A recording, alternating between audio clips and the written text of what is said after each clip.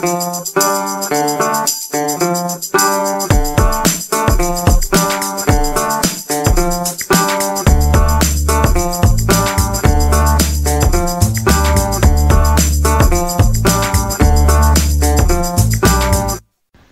Hawkins has got a podcast. I hope he's better at this than he is washing the kit, because he was fucking useless. Right, I've started again. After much technical fucking about by people, we're back. So you'll never know what all that fucking about was. Tony's got the cold and sounds really bad, and Colin from the SA has decided to join us at the very last minute, and for someone who's so technically savvy as him, he's given us nothing but grief for the last 5 minutes. Is that right, Colin Butler from the SA? 23 fucking minutes, by the way. Fuck's sake. Sorry, John. Sorry, Tony. Yeah, I know. I'm normally technically quite up for it, but for some reason tonight, Skype has defeated me. What's that other bloody thing? I use that normally. Zoom. I can't remember what it's bloody called now. Zoom, that's the one, yeah. We normally use Zoom on the SA. Yeah, we're old-fashioned on this. We're traditionalists. We're a stickler for tradition, aren't we, Tony, if nothing else? Yeah. Right, as we said about we do. 5 minutes ago, we played Lincoln at home and Fleetwood away. So, where shall we start? Let's start with Lincoln at home. What do you reckon to that? Personally, I thought they were one of the better teams that we've faced this season, to be quite honest. I was quite impressed with them. They're good players, but they the second they let a goal in, their heads go down, and they did it at their place when we beat them 3-2. They were 2-0 up and were like, oh shit, what do we do now? Oh well, let's let them score more than us again. And they did the same thing on Saturday, and I don't know why. I really don't. They've got some very good players. Makes no sense to me whatsoever. I think they've got that thing in their head that we had under Martin. Remember when we used to always let an early goal in, and we knew, because me and you, Tony, used to sit down that stadium and watch it, didn't we? You know, when we were in lockdown, and every single week we let an early goal in, and it had become a thing. 4 minutes. Yeah. 4 minutes. You knew that you're going to be 1-0 down. You knew it was coming, it was just a case of when. Yeah, and it became a thing, didn't it? If we got to 7 minutes, you know, the hope started coming in, and maybe they won't let a goal in, and then, so, was it an early goal? It was. We did go 1-0 down, didn't we? And then for some reason we managed to score just before half time, where their players and goalkeeper just went missing completely. But what I'm saying is they've got that in their head, aren't they? Like, I think Lincoln... They obviously have now. Yeah. They had it at their place, and they had it again on Saturday. Yeah, they just think that they're going to lose a goal, don't they? And they're going to, they could be 2-0 up. Terrible place to be as a footballer. Terrible when their head's set like that.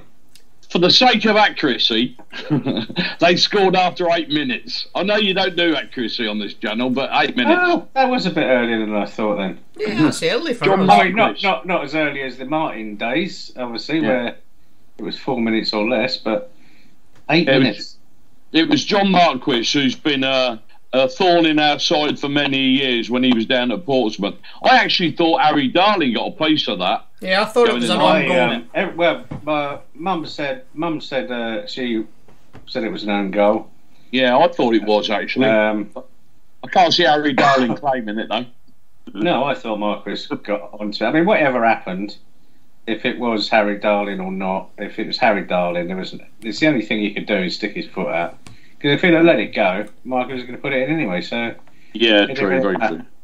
Oh, JT, that reminds me. Mum has taken issue with our disparaging comments about the Crankies last week, and she's not happy at all. Hey, I used to be a roadie for the Crankies. You can't tell me about the Crankies, mate. Oh, James Tavernier's just scored, Tony. You'll be happy to hear James Tavernier's just scored. Taverner. He scored a penalty, Tony, at Ibrox against Hibernian FC. 5 minutes in. Sorry, carry on. What's his name? James Tavernier. Taverner. No, I'm saying it. Taverner. Let's have this argument again. It's been going on for about 8 years. Don't you think that Lincoln have had our number for a little bit? I mean, I remember going over Lincoln, prior to lockdown, and they'd done us in the last few minutes, and it was a crippling blow at the time. I mean, I thought walked out feeling big sick. So it's lovely to get 6 points off them, and in the manner we did it as well. You know, both times coming from behind. I mean, you know, that they don't like us. I don't know why. We don't like them, to be fair, though, do we? Yeah, only because they really did have taken it to a new level, haven't they? Or continued. Yeah, most people aren't that bothered anymore, but they seem to still have an issue. But yeah, it's nice coming away. When it was like when we went to Wickham, hate to lose to Wickham, and to come away with 12 points from both those teams is brilliant. And I can't stand losing to either of those. It's like losing to Swindon. Although we don't get to play them that much these days. But why is it that Lincoln hate us so much? I have no idea. I genuinely have no idea. I have no idea at all. I mean, they've even gone to the expense. They took it to another level with that banner, didn't they? Yeah, I'm just going to say, they've spent all that money on that banner. You'd want your money's worth, wouldn't you? Even though you're only going to use it. The only thing I can think of is that, and I don't know the full stats on this, but is it jealousy? Is it same sort of size town? I don't. There's got to be a reason for it. It can't just be the franchise thing. Perhaps it's you. They don't like them. The Lincoln fan base must be, to a degree, a little bit like ours, because Lincoln were nowhere a few years ago, and all of a sudden they miraculously, I know you like to use that word, John, miraculously, but they sort of, all these supporters sort of descended on Lincoln City, didn't they? So their fan base must be quite similar to ours, I'd have thought. It's a one-town club, isn't it, as well? Yeah. Or one club town. So they've got a captive audience and a decent fan base. But no, I don't actually know where they're... And it is a genuine hatred from some. I mean, even that chap who comes onto the old concrete roundabout to do his interviews every game. Vital Lincoln. Yeah, always has to chuck in a snide remark, doesn't he? Yeah. Well, that's why nobody will answer his questions anymore. Well, I don't know how he got this time. But yeah, no one. I think the last time didn't. He basically has to scrape round, doesn't he, for anyone. Well, last time, and I say this very delicately, he had to go to Facebook. Yeah, yeah. I know no one on that forum will go anywhere near him for obvious reasons, because he's been a bit of a twat and said some things. And it's all just. I mean, it's all very deliberate. But yeah, I have no idea. But yeah, it's nice to beat them and to do it home and away. And like you say, be behind twice as well. It's really nice to be able to say that. Yeah, I mean, I can't see that they're going to get relegated, but they have capitulated twice against us, and it looks like they've done it against other clubs as well. So, but fuck them. They had a bit of a run of form lately, haven't they? They started looking a bit better away from home for a little while. Yeah, but who cares? We're third. No, not me. Yeah. I thought the first half of that game was just rubbish, to be quite honest. I really did. One of the worst first halves I've seen. They did defend well, and they had a good game plan. And I didn't like the. I don't know where this Troy Parrott number 9 thing comes from. I don't like it. I didn't like it when I saw the team sheet before the game, and I didn't like it after 15 minutes. And at half time, I thought something's got to change here, because that is just not working. That is just not working at all. That Parrott playing number 9. I don't know why it doesn't work. I just felt it.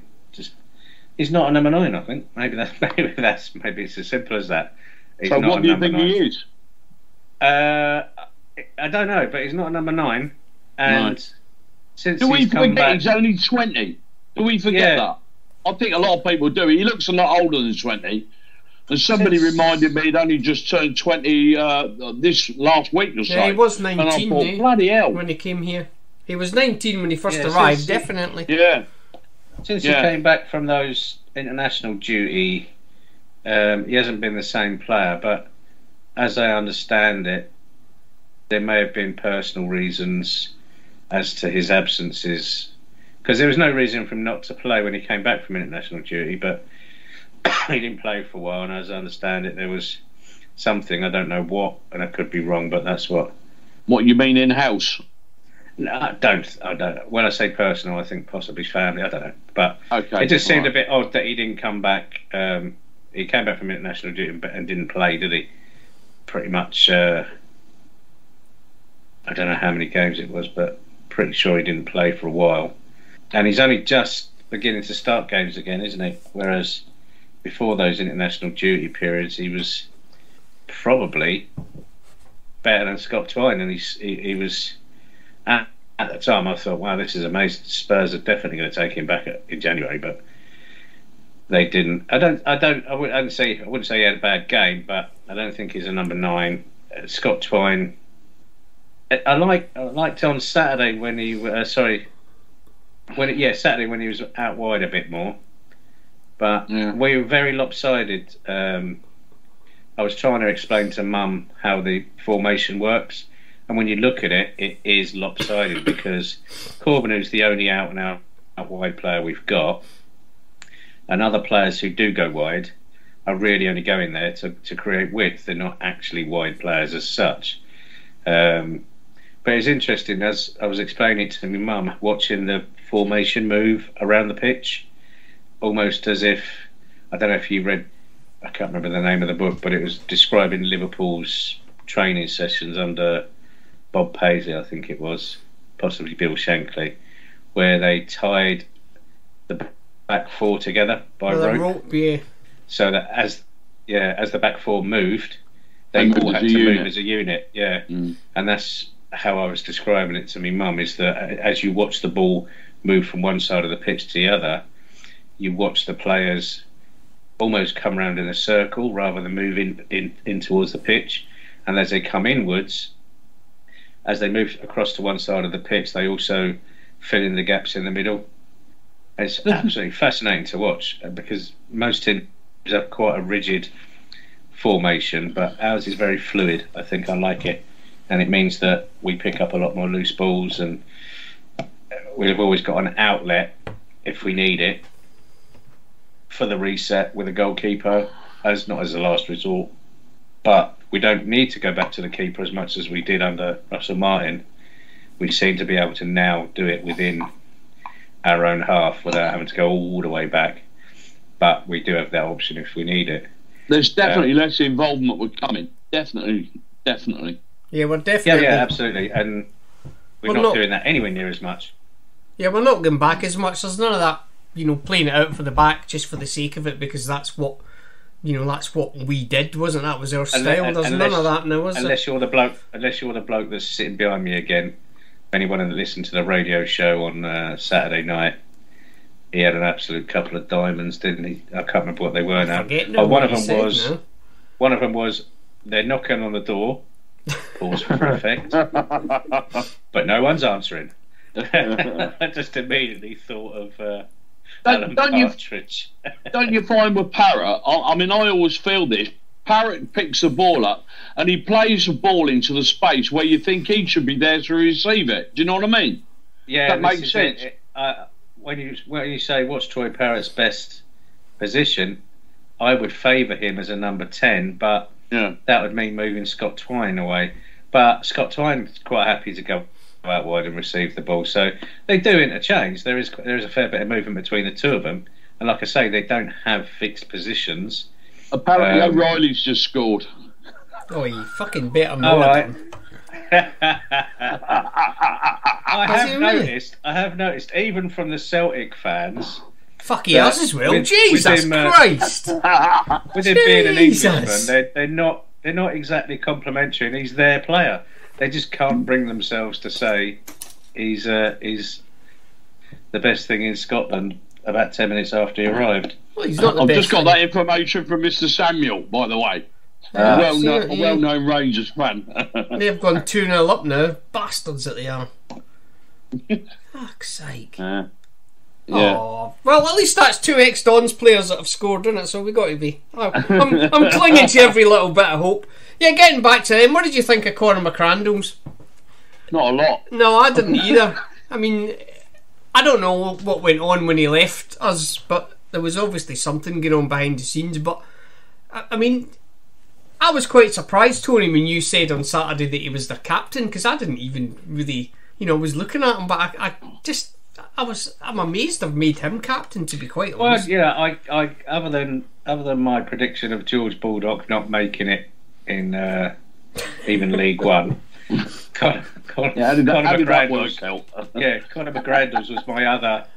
was my other severely poor judge on him. I said that he was too lightweight to survive in England and in League One, but I was completely wrong. I don't think he'll progress further than League One, but he holds his own and he doesn't get pushed off the ball. But he looks a little bit, I don't know, I'm not going to say lonely is not the right word, but almost I never really noticed him during the game, to be honest. This is what I was saying, Colin. That's what I was saying. That's what I was saying, Colin. You seen him there, but you didn't really notice he was doing anything, did you? He was just no. I noticed him because of who he was, and you think, oh, that's Conor McGrandles. But I mean, I don't know. I mean, none of them were. They were all right as a team, and like I said, I thought they were one of the better teams we've played. But it was noticeable how bad he was. How unnoticeable they were. Yeah, that's what I'm trying to say. I mean, he was there, and you seen him, but like you, I can't really remember him doing anything, to be quite honest. Right. And I thought when he played for us, he was actually all right, wasn't he? Yeah. So, he was. It was. I mean, we were all very disappointed when we lost him, and it was after, despite everything that I said, he was actually the one player around that time that I was most worried about losing, and obviously we've replaced him now, and happily with better players, but. I wouldn't be too disappointed, if he was still playing for us. I think he'd do a job, but I can see him playing as he did when he was here. He was more of a wide player, but seems to be playing inside for Lincoln, which I'm not sure is his game. But again, who cares? Yeah, like I said, I thought he was pretty anonymous all game, and probably they did as well because they subbed him off. I think he was injured when he did have a. Was he? He was down for a little while in front of me, and he didn't look comfortable. And one thing you will say about him is, even though I said he was lightweight, he very, very rarely ever stayed down. If he got kicked, he wasn't the sort of player. So I remember that bad facial injury he got. And, I remember that. Wow, we forgot all about that. He's out for ages, wasn't he? Absolutely. And do you remember he went off on a stretcher and they booed him? Yes. Yeah, I think it probably was. It was bizarre. Where was the man that? goes up on a stretcher and he got booed. Where did that happen? Team? It was Oldham. It was Oldham at home. Was it? Oldham away on the first day of the season. Yeah, it was the opening game, wasn't it? Because I was having an argument with an Oldham fan, and I said, "Your fans booed him. He'd had his cheekbone smashed. Oh, there's nothing wrong with him." Right, he had to have extensive surgery, didn't he? Yeah. Basically put his face back together. Yeah, exactly. And he wore the old mask for a little while, didn't he? Have the old Phantom of the Opera. It was Oldham. The Phantom of the Opera, yeah. Oldham away. First day of the season. He got a shoulder. It wasn't an elbow, it was a shoulder. And Gordon swears blind. It was an assault, Tony. Deliberate. That's basically what he said it was, yeah. It's an Gordon assault. said what?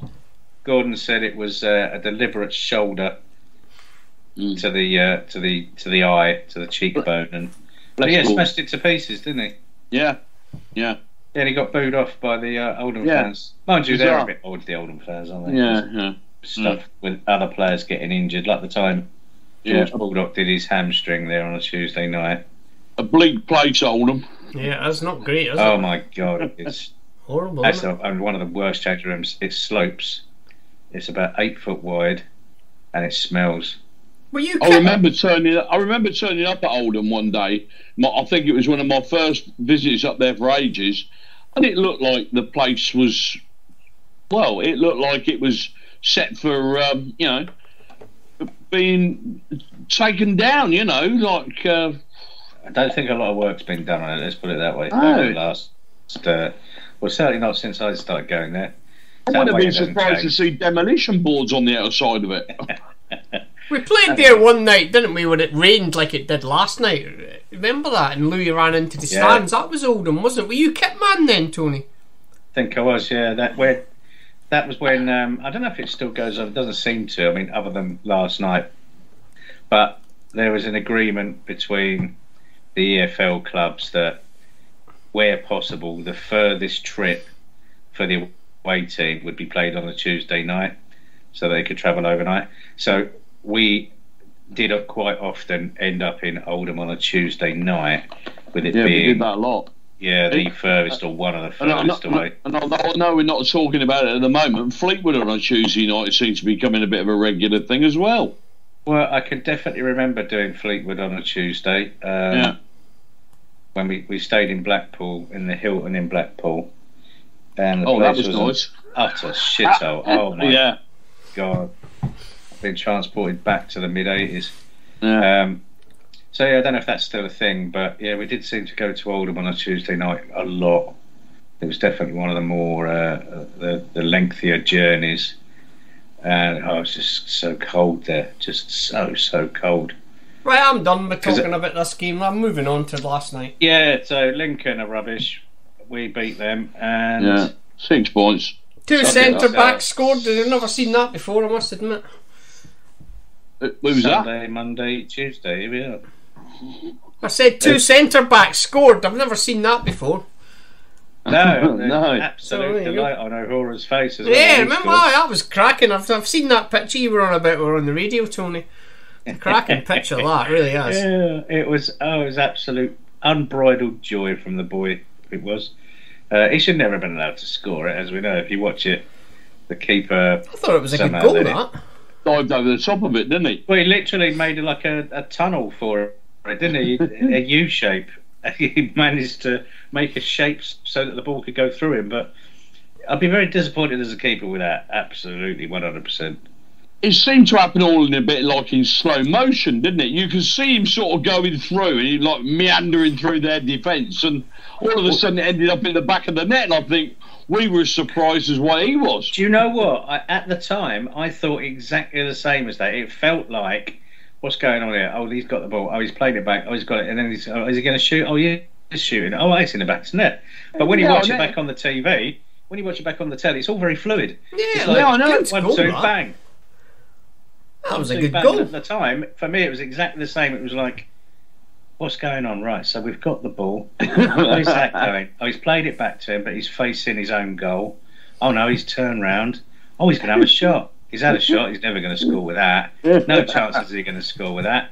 And then there was that delayed cheer from the cowshed, because they obviously thought as well that, there's no way you can score from there with a keeper covering the post. But instead, the goalkeeper made a nice little shape for it to go under him. So, very strange goal, yeah. But, yeah, the absolute delight on his face. That was very nice to watch. 2 centre-halves scored, and on both occasions, the centre-halves were like the furthest man forward. I couldn't work that out at all, how that sort of happened. I mean, I know Harry Darling ran from midfield, didn't he?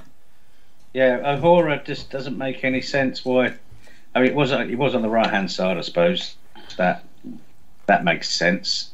But I don't know how... I can't remember. Because I was trying to rack my brains to think, was it a corner that led to it? But I think it was. Sure it was, but... Yeah, it was very strange, but... Anyway, last night... Now, before we... Didn't look like it should have gone ahead, or... Yes, before we proceed been abandoned. With last night, I put a tweet to ask if anyone had any questions. We've got 3 or 4 questions, but I'll address this one first because it's sort of most pertinent to what we're going to talk about. We've got one here from Thomas's dad, and he has asked, is the pitch drainage at Fleetwood the worst in League One? Were you there, Colin? Unlikely. No, because I can remember Newport County one night, and that was appalling. Northampton, and Bradford as well, which was apparently we got up there one Saturday to go to Bradford, and we actually got in the ground and they called it off. Same again at Newport County. So, but I think they've addressed the issues at those 2 grounds. But Fleetwood was shocking. Doncaster, I remember. Yeah, that was another one. Poor. I know Northampton in League 2, but yeah, I mean a lot of clubs do suffer with that amount of rain in that period of time. or for extended periods of time, every club's gonna suffer. Well, except for us, because our irrigation and drainage is amazing. I can't. If we ever get a game called off due to it being waterlogged, it's because there's no grass on the pitch. What, like now? Yeah, so let's hope it doesn't rain between now and Saturday, because I mean, ours it wasn't as bad as was it Fleet? Yeah, as a couple I saw on the EFL show, but no, ours is looking, and it happened quite quickly as well, didn't it? You know, a few weeks ago, you were thinking to yourself, for January that looks pretty decent, and then since then it's just gone to shit. So I don't know why, if the players, if they're training on it often. Have you had a look at the way those marks are nearest the east stand?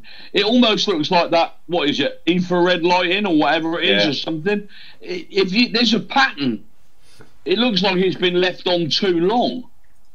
I mean, I'm no groundsman, but there is definitely a pattern there. Did you go last night, Colin? Were you there? Did I go last night? I'm at every game, you know that. I mean, what was that like? Because it looked... I'm there more than Liam Manning. It looked pretty shit on the telly. I mean, it looked... The rain just looked horrendous when I was sat in this little room all cosy drinking whiskey. I thought, I'll tell you what, I've got the better deal out of this. I certainly have. Well, when we got there, we were greeted by the stewards, and the steward said, I don't know why you've come up here, this is off. And we went, you're joking. But, I mean, they let us in, and we went out there and took a look outside. And by that time, I can't remember who the referee was. It escapes me at the moment. But he was out there with the ball with his two linos, and they were, like, throwing the ball like they do in a puddle of water to see if it'll bounce, sort of thing. And it looked more that it would be better served to be a rice field. You know, it was horrendous. And we were thinking, you know, it'd be a wonder if we get started, and it'll be a wonder if we do get started if it's completed, because it was just dreadful. I was very surprised. It didn't seem to get any worse. I don't know what it was like being there, but it didn't seem to get any worse than, you know, around kickoff. It looked... Well, there was quite a few bizarre scenarios, because during the game, as they were playing down one end, the groundsman was on the pitch sweeping water away. I was just about to see that. How has no one mentioned this, that there's a man with a broom on the pitch? Well, and their goalie had the ball as well. He did, didn't he? Yeah, it was bizarre, mate. I mean, the other thing was sweeping water off the pitch whilst the game's going on. The touchline in front of us was just like, you couldn't tell what was. Well, you couldn't tell where the touchline was. I mean, the touchline was about a foot wide, of just like muddy white water. It looked like an MP had done a line of coke on it. I thought it was shocking. I thought, I didn't think it was. I did think it was going to get called off maybe at half time, but I mean, it was shit, but it didn't seem to get that much worse throughout the game. And if anything, it was just down the right hand end, the end we were attacking in the first half, and on the right hand side of that half as well seemed to be where it was worst. But it didn't really affect anyone as such, and so it didn't really seem to get any worse as the game progressed. But not conducive to the sort of football we like to play. But no, not at all. I'll tell you one thing that did come out of the last night. I'll tell you one thing that did come out of last night. There was a lot of people asking the question, and I didn't know. And the thing that kept coming up was, if the referee calls it off after 62 minutes, that the score stands. And I thought, I can't recall ever hearing that before. I mean, I knew there was a clause that after a certain amount of time you didn't get your money back. Half time, you can't get your money back. You have to do it. People kept saying if the score stands at 62 minutes or above, and I thought, well, I didn't really know. 62. I thought it was 72 minutes. Well, that's what that's what someone said last night on Twitter. Someone posted that because Luke Ashmead was asking, is there like, you know, some sort of protocol, you know, before it can be called off? And someone did say, oh, anything after 72 minutes. But you think, well, perhaps that person's just made that up. You know, I mean, I don't know. I mean, I've never heard of any protocol where, you know, you get to like a certain stage of the game and then if you're winning and it's called off, you've won. I mean, I've never heard of that, but I mean, I thought, irrespective of how terrible the pitch was, I thought we actually played all right. To be quite honest, we did try to kind of keep our game going, didn't we? You know, and the only thing I can think about, like, my lad was quite disappointed that Corbeanu didn't play, and I just thought he possibly, you know, couldn't play on that pitch. Could he? I mean, his style of football, that pitch was not conducive to that, was it? You know, he stood in a puddle on the right hand side, wouldn't he? He would just have been, you know, he would have been trying all those flicks, and the water would have been going everywhere, wouldn't it? So that's the only reason I can imagine they didn't play him, because basically, if they'd played him, it would have been a waste of time. Really, that's the only thing I can think. Really. Yeah, we thought the same thing. I mean, when we looked at it, it sort of made sense, but we couldn't make head nor tail of the fact why he picked Mo Issa, because Mo Issa's the sort of guy that you put the ball in the channel between the two centre halves and go on, chase that down. So I don't think it suited his game either. It was a perplexing choice having him up there, because, like you say, that pitch, you couldn't really judge where the ball was going to go, could you? Was it us that passed it back, you know, to the and he stuck in the keeper, mud, and it just stopped, didn't it? You just think, what? That was a frightening moment, I can tell you. So there's that kind of thing, didn't he? But that young lad that we started, what's his name? Kesler. Yeah, Kesler. He looked pretty. Kesler Hayden. He looked pretty good going forward. I mean, he was a bit, you know, suspect at the back. Green at defending. Yeah, he was a bit, but he was good going forward, wasn't he? He looked bloody quick, John, I'll tell you. He did, yeah. We did on the celly. I thought he was alright, him, to be quite honest, you know. I'd like to see him on a dry pitch. Yeah, so maybe on this Saturday. He'll frighten a few defenders, but he'll frighten a few Dons fans when it comes to defending. Yeah. And I know, I want to call him KKK, but it just doesn't seem right. Who? Well, his name's actually KKH. KKH? You can call him KKK, but you'd be fucking wrong, wouldn't you? That's not his initials, is it? I think, yeah, add that one to the list, John. Michael Jackson, Gary Glitter, and the KKK. KKK, the triumvirate of evil, Tony. I've done it. At least we're not talking about Jimmy Savile and getting into trouble. Well, you are now. Yeah. You'll start talking about cats next. Oh, don't even. I mean, I'm not. All right, I'm going to have to say it. Sorry, I'm absolutely outraged, genuinely, that West Ham played him last night. Did you see that? It's a disgrace. Did you see that TV programme? You know Jeremy Vine. I mean, I find him the most controversial character anyway. And he was saying, should West Ham fans refuse to support their club? And I thought, well, hang on a minute. Why don't you equally have a go at Man United fans for supporting Man United with Mason Greenwood? Yeah, but Mason Greenwood didn't get picked. Play him, though, did they? They've dropped him, haven't they? That is true. Video of him. Yeah. So West Ham, for me. Yeah, and no, I'm sorry. I would agree with Jeremy Vine.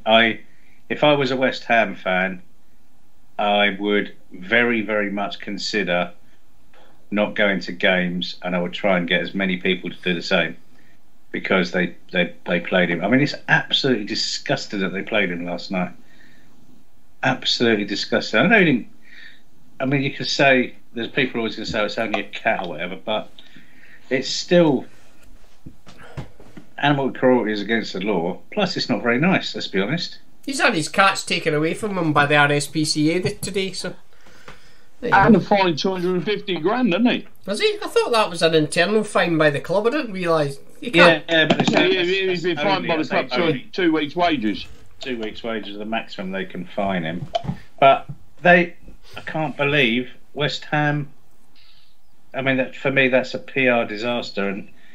I was half tempted to text our old mate, Mr. Campbell, the press manager at West Ham, to see, but I think he's probably under a lot of pressure at the moment. He'll be gone soon, him. It's just as simple as that. But the club keeps going. I mean, it's just just how it is, isn't it? You Yeah, know. but they shouldn't have picked him, should they? It's a disgrace. That Davy Moyes said it was purely a footballing decision, you know. So. Yeah, he said he'd got to pick the best team possible, Yeah. but I mean, I'm not justifying it. I've not seen the video. I wouldn't watch anything like that. But you know, it is no, what I it wasn't is. interested in watching the video. What I was interested in is the fact that they picked him. And anyway, moving on from that. Getting back to what we were saying, Back to the game. I've had another question here from MK Dons Worldwide, and he has said, Kane, Kessler, Hayden, or Tanai Watson, who would you start against Ipswich Town? Watson. Yeah, I'm with you on that. Oh, well, we'll go against you. I'll say the other one. Got Just KKK. Just to KKH, just to be controversial. I just want to see him on a dry pitch, that's all. And, you know, and see how well him and Corbino, or Corbiano, or however you want to say it, work together. Yeah, I think it's Corbinu. I'll be. Yeah, I'd like to see the new boy up against a few defences, but not necessarily Ipswich on a Saturday with 7,000 Ipswich fans behind him. We'll get 3-0 up then, and then bring him on. Well, then I'll be happy with that. Let him come on when we're 3-0 up. Just make sure he plays centre forward or something. But I like Tanai Watson. I think he's come on really well. And yeah, I just think last night there were a few players rested rather than dropped. Yeah, I just agree. To give them a bit of a rest, and rather than not playing them, I think that it was just a case of, here you go, lads, have a night off, which shows a lot of confidence in the ability of those players that come in as well. The other new boy, Matt Smith, was it? Yeah. I'm just about to say, if it hadn't been for Matt Smith falling over, perhaps we would have got 3 points up there. But I'm not being controversial. He did slip, and it led to a goal, didn't it? Yeah. Yeah. It was his fault, I'm afraid. And I think if you watch the replay, half a second before the lad struck it, Cummings started to go to his right, and he couldn't. And I think, because again, to be shooting from there and get it in between the keeper and the near post, he did get a bit of a hand on it, didn't he? But not enough. Yeah, but if he hadn't taken that step to the right, he may well have had that covered quite easily. Because I was surprised when it went in, but I thought, why is he going to? I think he was expecting a cross rather than a shot, so he was just about to go off. It's back to the middle of his goal, but no. And then after that, McEachran was rested. I think McEachran was rested. Yeah, I think Tanai Watson was rested.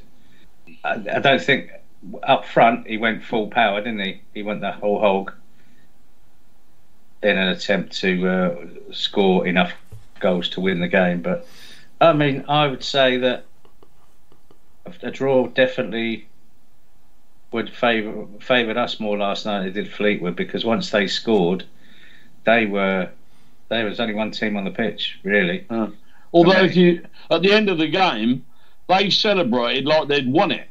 You know, I mean, you probably never saw it, but down on the touchline, you know, up near their dugout, they were high-fiving, shaking hands, you know, embracing each other, and we looked thoroughly dejected when we walked off. Well, actually, when you think about it, they've just drawn 1-1 with a team that's third in the league, having been 1-0 down. So yeah, I suppose it is a very good result for them, and we tend to forget where we are. We're third in a league that contains, aside from the two teams that are above us, that contain Sunderland, Ipswich, Bolton to a lesser extent, but clubs that are much bigger than us, much bigger. Oh, we seem to have gone up the division almost by stealth, don't we? Well, also by winning more games than we don't win helps. But it sounds silly, but I had that conversation with my dad this afternoon, and he said, "How has that happened?" I said, "Because we keep winning." And it does sound silly, but where we maybe would have got a point in other games previously, you know, possibly Lincoln on Saturday. I know we lost to Doncaster, but that's the sort of game that we could have ended up with a point or come away felt disappointed. But it is because we're getting that extra goal to get the 3 points rather than just the point. And that's how we've managed to do it. I mean, what have we won? 4 out of the last 3? 5, haven't we? 4 out of the last 5 or 3? Can't remember how long ago Doncaster was, but yeah, we've done what we need to do to be third, and the table never lies, as they say. When they scored last night, we were actually in second place when they scored their 30 points. Yeah, we were. Yeah. So I mean that was particularly as Wigan lost as well. Yeah, I mean we were quite fortuitous last night, weren't we? Because like Sunderland lost, didn't they? Again, you know. Sorry. But after that comment, what was it? Losing to the likes of MK Dons. Yeah. If there's one thing that will get my back up, it's a comment like that. Where was that? Particularly, that was the Sunderland fella. I think it was last year. They did a podcast, and the podcast was actually, entitled MK fucking Dons, wasn't it? Remember, Tone? We were amused by that. The bloke said we can't be losing to the likes of MK Dons. Yeah, I remember now. Yeah, the reason you're losing to the likes of MK Dons is because you're in League One, you fucking idiot. Yeah. And the reason you're in League One is because you're shit. They've got plenty of problems, haven't they? Lost their last 3. Yeah, they're in world of trouble, aren't they, at the minute? They're on a bit. The last 3, letting 9 goals? No. Still, at least they got 38,000 fans watching it. Yeah. I mean, I used to feel sorry for their fans, but they still have this entitled sort of view of things, don't they? But they're not alone, Tony, are they? Portsmouth. No.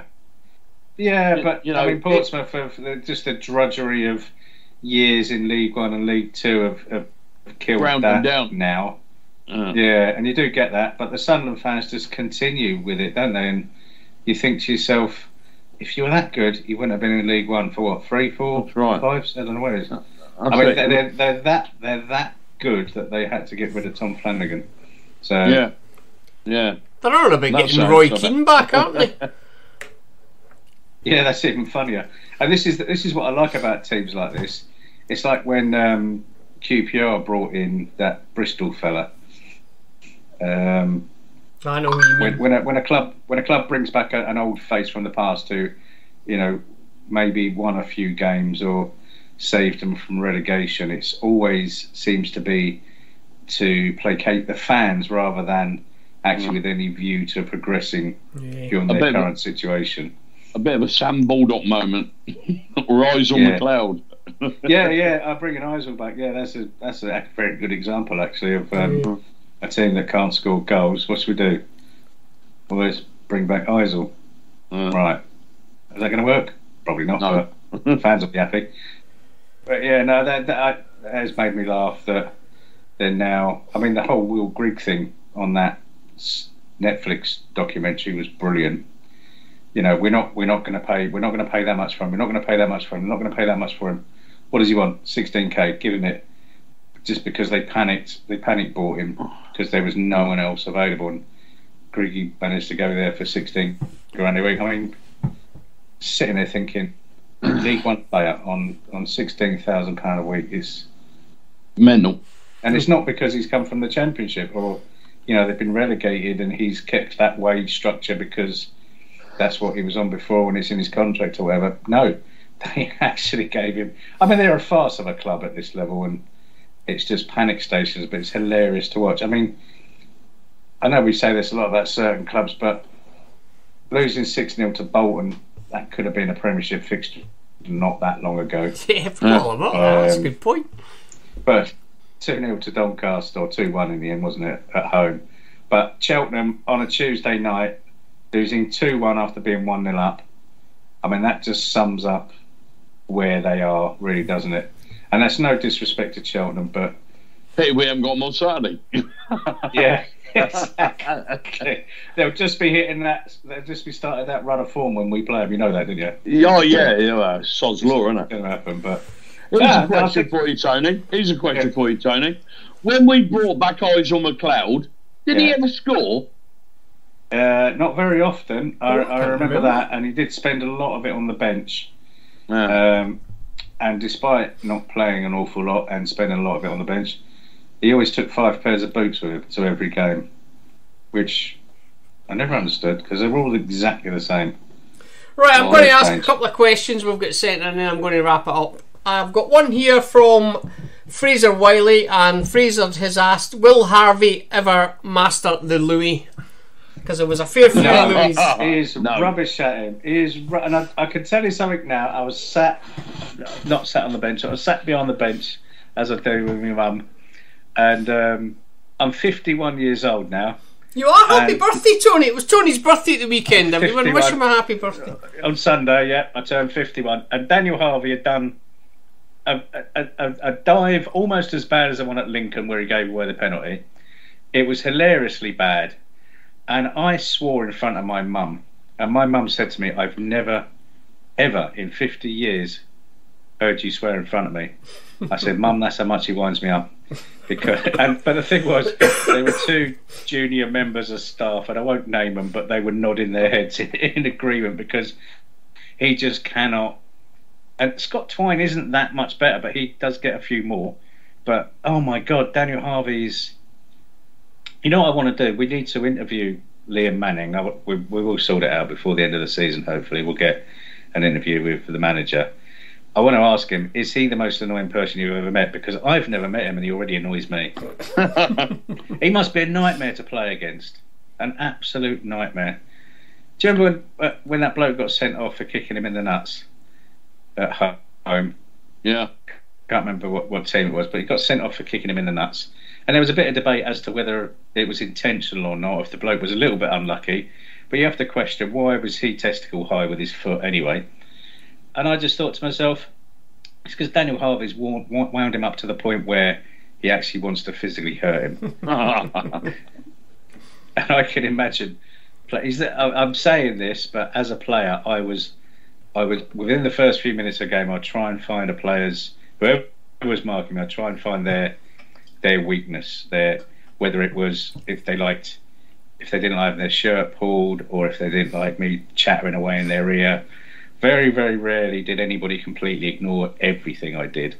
But the second I found the one thing, then you knew that you'd got them, and their concentration was pretty much basically going to be on trying to make you lose your legs or the ability to walk, which always just played into my hands.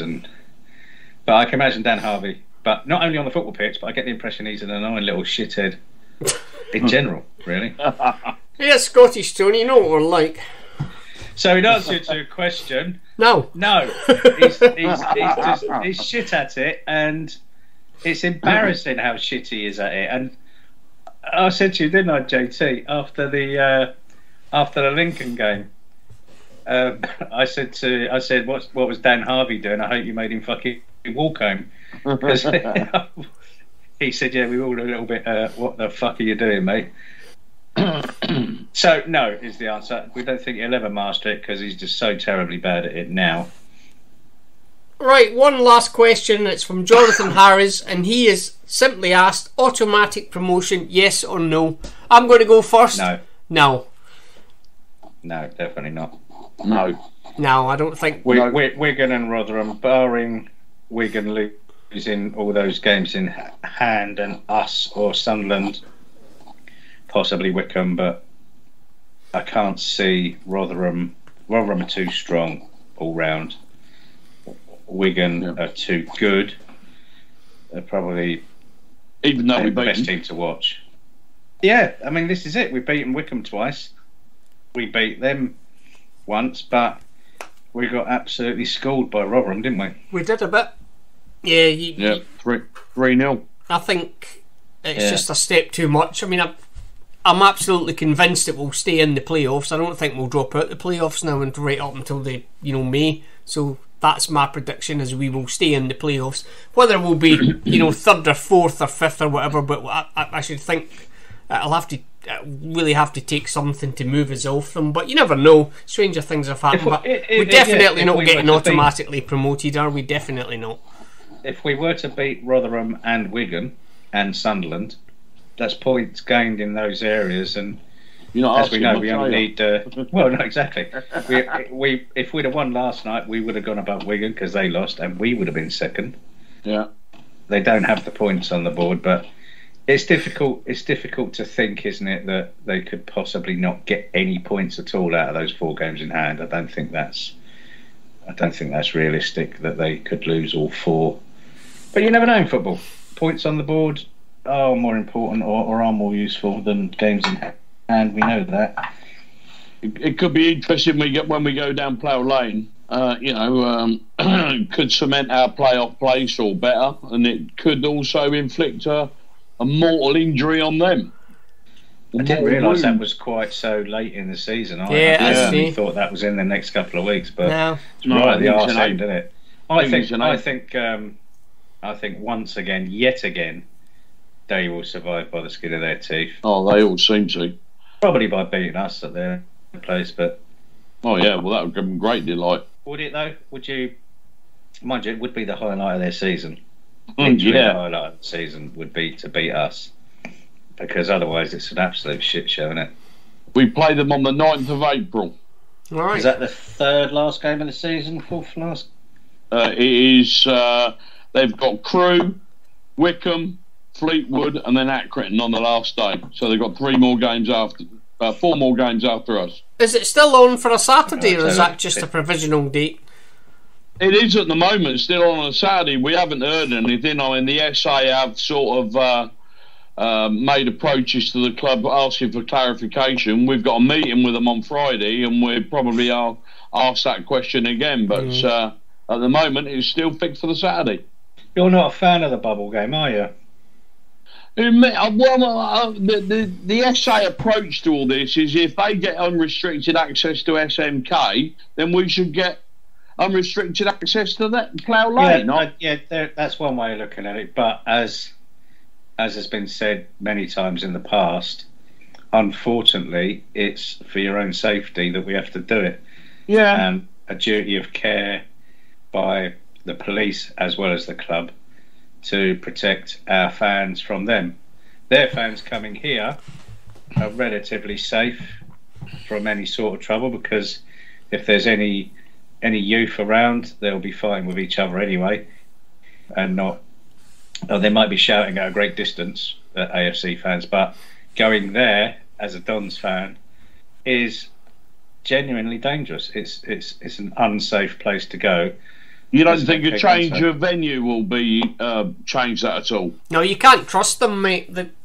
No, you really can't. And they just can't be trusted as a fan base.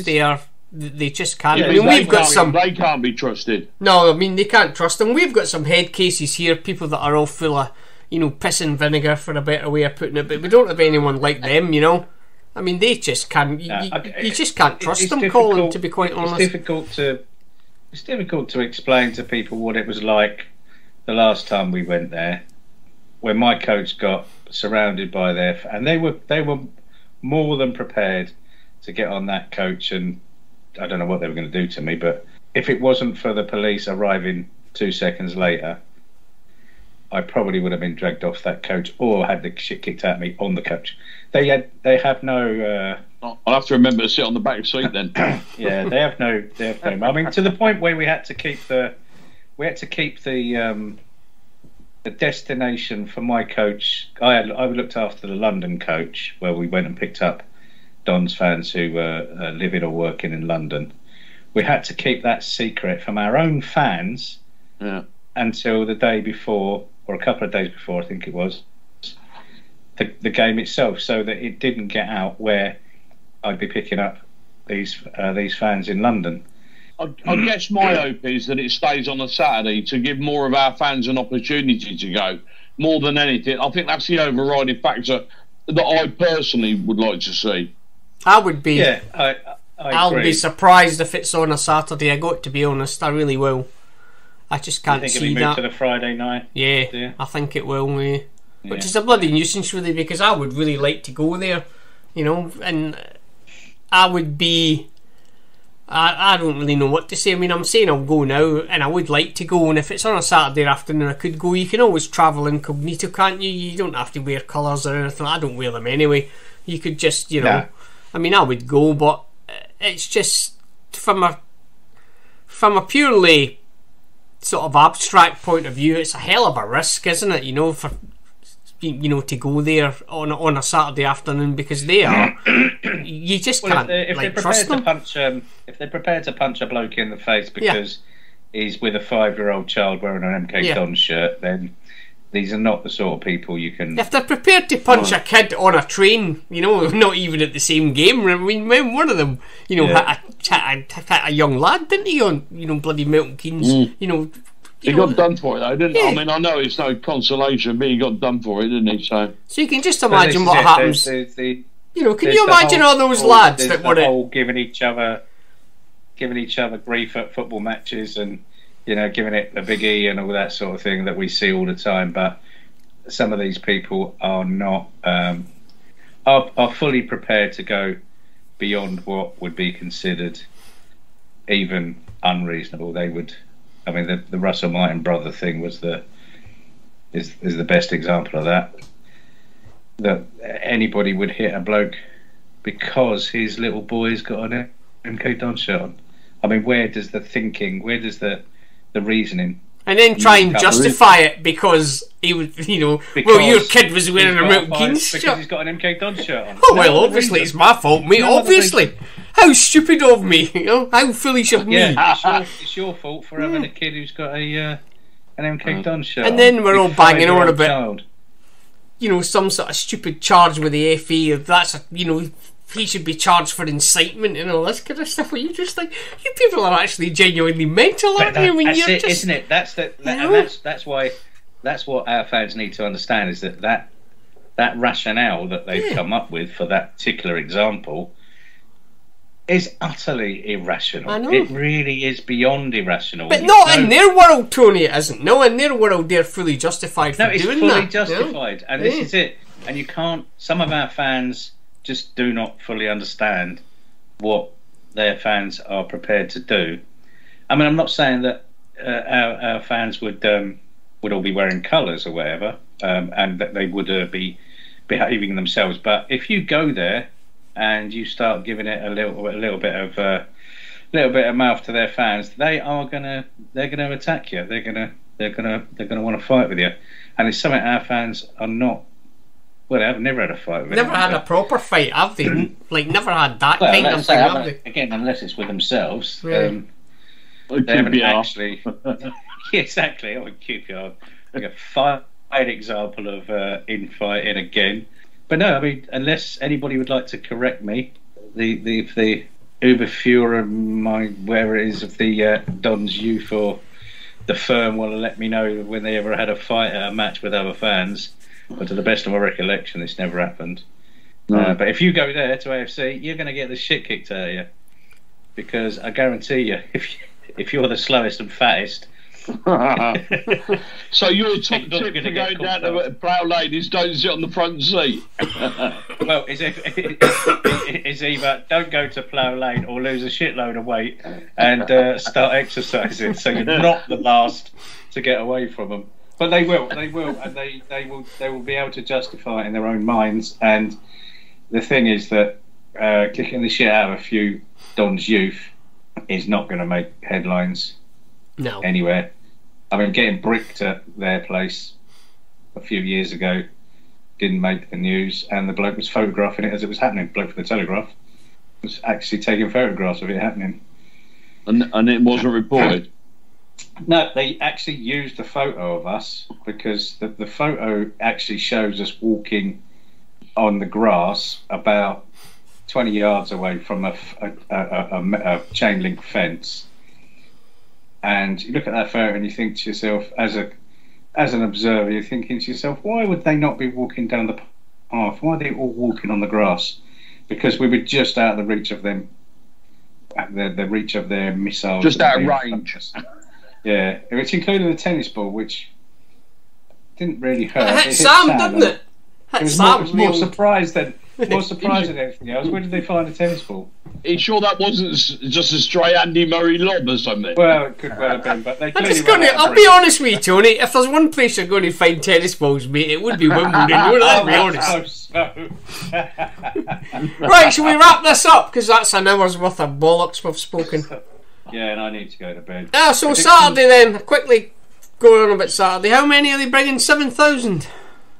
Yeah. I'm genuinely looking forward to Saturday. I think that'll be a good day. I'm looking forward to having a good day out there, to be quite honest. Might get down there a bit earlier than normal and just make a bit of a day of it. Fraser. He's gone to Charlton. Yeah. Apparently he didn't have a very good time of it there, but there you go. That's what happens when you jump ship at the first opportunity, I suppose. Yeah. Jumps too soon, didn't poor he? Decisions, but really based on finances.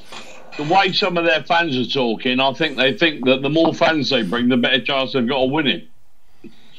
There's an element of truth in it, I suppose. That you know, 7,000 fans cheering you on, and I don't think it can work against you, though, Tony. Well, it can, because they can get on your back, and that happened with earlier in the season, didn't it? One of the big teams was booing their own fans. Can't remember who it was. Yeah, I remember that. But they were booing their own team at Ipswich in the game at their place, weren't they? They were. I mean, do you remember when Alan Smith scored at Stadium MK in front of the Sheffield United fans, and he turned around and just turned around and pointed at his shirt, and they went mental. Yeah, that was a great.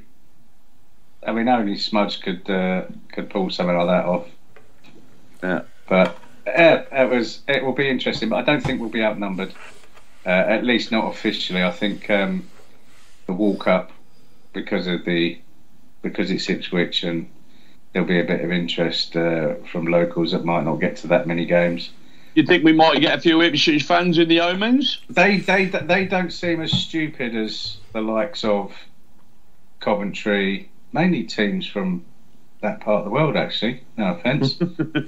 But the Coventry and Wolves fans, mainly Coventry, to be honest, thick as shit. Right, I'm done now, Tony. I'm bored now. I've got to be honest. I'm winding it up. A prediction then? 1-0 us. Oh dear. 3-0, comfortable 3-0. Blimey, Tony. Surprised. Yeah, I'm having it. I'm having it large. Go on, Colin. Oh dear, this is killing me. I just don't want to see us get beat, because I don't want to give Ipswich any art about getting into the playoffs. So I think if they can take 7,000 fans there and they don't come away with a victory, I'll be happy. Yeah, I think 1-0 us. I got to be honest. Right, that's us done for this week. So thanks for Colin for coming on, even though it was a bit last minute, and I had no idea he was coming on until about 5 minutes before he came on, which was exciting. Cheers, John. I appreciate the invite. That's cheers, all right. Tony. Right, Tony. Right, we'll see you next week, probably about the same time. I don't know who will be on. Might have a guess, we might not, but we're going anyway now. I'm going to press this button and stop it now. Stop now.